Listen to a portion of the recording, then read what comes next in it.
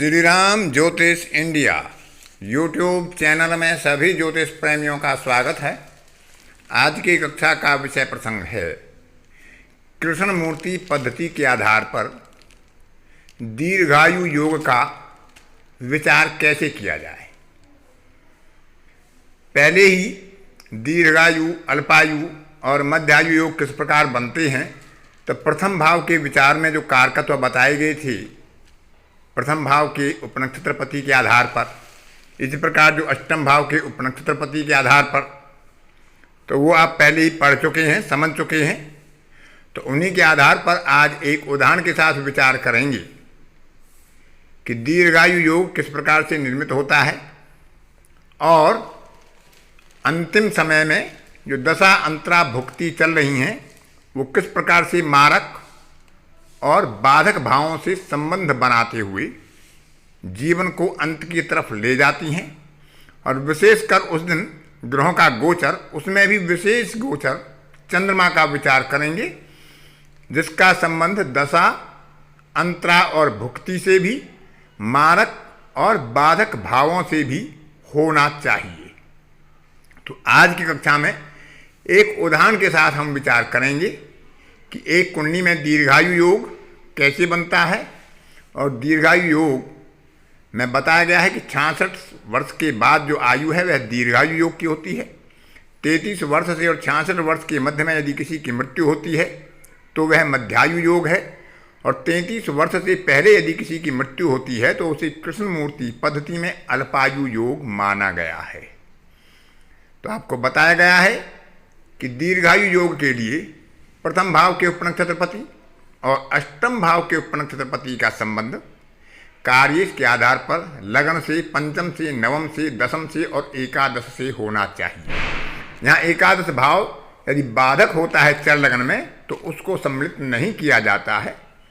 और उसमें 6, 7, 8, 12 का यदि किसी भाव का सम्मिलित होना होता है तो दीर्घ आयु में भी फिर कुछ कमी के संकेत हो जाते हैं, अथवा कह सकते हैं कि दीर्घ आयु के पहले खंड में ही व्यक्ति की मृत्यु हो सकती है। लेकिन उसके लिए दशा अंतरा और भुक्ति का विचार और तात्कालिक गोचर का विचार भी करना परम आवश्यक होता है।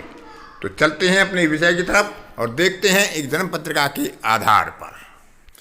यहाँ पर किसी की मृत्यु का आकलन करने का विचार नहीं किया जा रहा है, एक उदाहरण के साथ उसकी परिस्थितियाँ कैसे निर्मित होती हैं उसके बारे में बताया जा रहा है।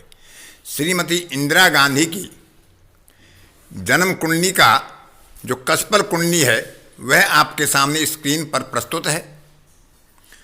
उसमें सभी भावों की राशियां, नक्षत्र और उपनक्षत्र का वर्णन आपके सामने दाहिनी तरफ दिया हुआ है।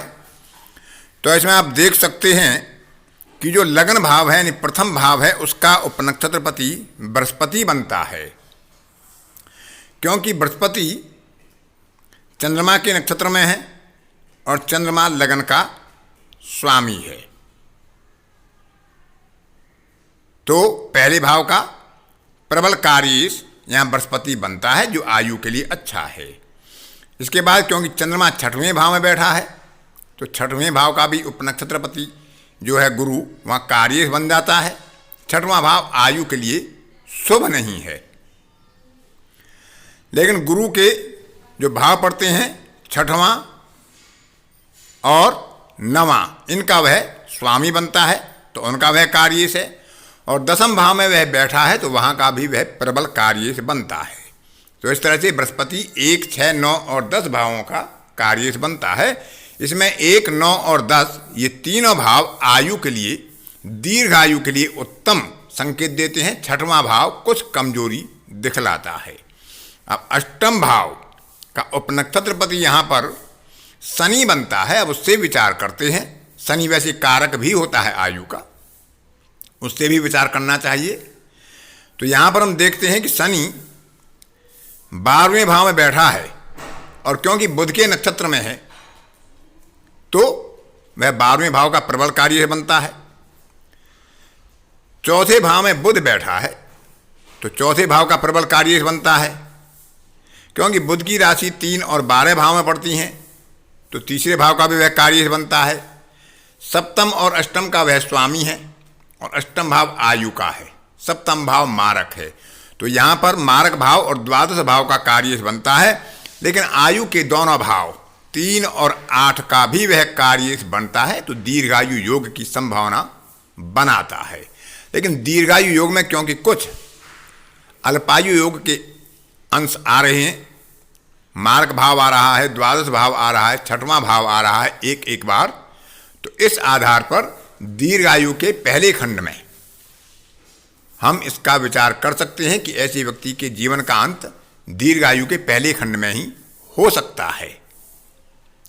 तो इस तरह से गुरु और शनि यानी जो लगन का उपनक्षत्रपति है और अष्टम का उपनक्षत्रपति है, दोनों से ही एक साथ विचार करना चाहिए और लगन के बराबर को भी देखना चाहिए, क्योंकि यहाँ लग्नेश और सप्तमेश में स्थान परिवर्तन है, तो वह भी एक अच्छा योग बनता है, चर लगन है, और यहाँ पर 11वां भाव बाधक है। और कृष्णमूर्ति जी ने बताया है कि मृत्यु होने के लिए मारक, बाधक, इन भावों का बड़ा महत्व होता है। इनकी दशा अंतराभुक्ति हों, इनके नक्षत्र में बैठने वाले ग्रहों की दशा अंतराभुक्ति हों, इनके साथ बैठने वाले छाया ग्रहों की दशा अंतराभुक्ति हों, और ऐसे समय में गोचर भी सहायक बन रहा हो, तो अपने कालखंड में जो दीर्घायु खंड है उसमें ऐसे जातक की मृत्यु की प्रबल संभावना बन जाती है। तो जब इनकी मृत्यु होती है तो उस कालखंड में कौन सी दशा अंतराभुक्ति चल रही थी और उस समय चंद्रमा का गोचर विशेष कर क्या प्रभाव दिखला रहा था, अब उस पर विचार करते हैं। श्रीमती इंदिरा गांधी की मृत्यु 31 अक्टूबर 1984 को अपने ही निवास स्थान पर अंगरक्षकों के द्वारा गोली मारने के कारण हुई थी। यह आप सभी को विदित है। तो उस समय जो उनकी दशा अंतराभुक्ति चल रही है उसका विचार करते हैं। तो शनि की दशा है, राहु की अंतरा है और राहु की ही भुक्ति है। अब शनि का विचार करते हैं। शनि द्वादश भाव में विराजमान है और सप्तम भाव का यानी मारक भाव का स्वामी है। उसमें 2 प्रकार से मारकत्व आ रहा है, द्वादश भाव का स्वामी है और सप्तम भाव का यानी मारक भाव का भी स्वामी है। तो वह मृत्यु के लिए तत्पर हो सकता है, यानी अपनी दशा में अंतरा में भुक्ति में मृत्यु दे सकता है। अंतरा और भुक्ति दोनों राहु की हैं। राहु यहाँ पर केतु के नक्षत्र में विराजमान है। 5 और 11 का कार्य बन जाता है। तो 11वां भाव क्योंकि बाधक भाव होता है तो राहु में बाधकत्व आ जाता है। दूसरा, बाधक भाव के स्वामी शुक्र के साथ विराजमान है तो बाधकत्व और प्रबल हो जाता है। तो इस प्रकार से मारक और बाधक दोनों का संबंध बनाने वाले ग्रहों का यहाँ दशा अंतरा और भुक्ति में प्रवेश है। जिस दशा अंतरा भुक्ति के कालखंड में इनका निधन हुआ था। अब उस समय हम चंद्रमा विशेष का गोचर देखते हैं। यहाँ पर गोचर हमें शनि का भी देखना चाहिए, गुरु का भी देखना चाहिए, सूर्य का भी देखना चाहिए और चंद्रमा का विशेष गोचर देखना चाहिए। तो चंद्रमा का गोचर हम देखते हैं। तो चंद्रमा उस समय पर शनि की मकर राशि में यानी मारक भाव से और दशा स्वामी के मारक भाव से गोचर हो रहा है। सूर्य के नक्षत्र में उस दिन चंद्रमा विराजमान है और सूर्य यहाँ पर मारक भाव का यानी द्वितीय भाव का स्वामी बनता है और चतुर्थ भाव में बैठता है। जो चतुर्थ भाव पंचम से 12वां भाव है, आयु का क्षरण करने वाला भाव है। यह पहले आपको बताया जा चुका है। इसके बाद जब उसका हम देखते हैं उपनक्षत्रपति, तो वह शुक्र का उपनक्षत्रपति है। शुक्र जो बाधक भाव का स्वामी होकर भुक्ति और अंतरा के स्वामी राहु के साथ युति बनाकर विराजमान है। तो इस तरह से शनि में राहु की अंतरा और राहु की भुक्ति में और चंद्रमा का शनि की मकर राशि में सूर्य के नक्षत्र में और शुक्र के उपनक्षत्र में होने पर इनकी मृत्यु का योग बन जाता है। तो यहाँ मारक और बाधक भाव का आप स्पष्ट रूप से प्रभाव देख सकते हैं। और चर राशि में जब चर लगन होती है तो 11वां भाव बाधक माना जाता है, उसका स्वामी बाधक होता है उसमें बैठने वाला ग्रह बाधक होता है और 11वें भाव का जो भी कार्य बनेगा वह यहाँ पर मृत्यु में सहायक हो सकता है। तो इस प्रकार से शनि में राहु और चंद्रमा का गोचर शनि, सूर्य और शुक्र के गोचर में इनका निधन होता है। तो इस तरह से हम अन्य ग्रहों का गोचर भी विचार करें और आयु के खंड विशेष में ऐसी दशा, अंतरा और भुक्ति आने पर हम व्यक्ति के लिए उसके जीवन के अंत का निर्णय कर सकते हैं, आकलन कर सकते हैं। तो आज की कक्षा में इतना ही। अन्य किसी कक्षा में फिर किसी नए विषय पर आपसे मुलाकात होगी। तब तक के लिए अपनी वाणी को विराम देता हूँ। धन्यवाद।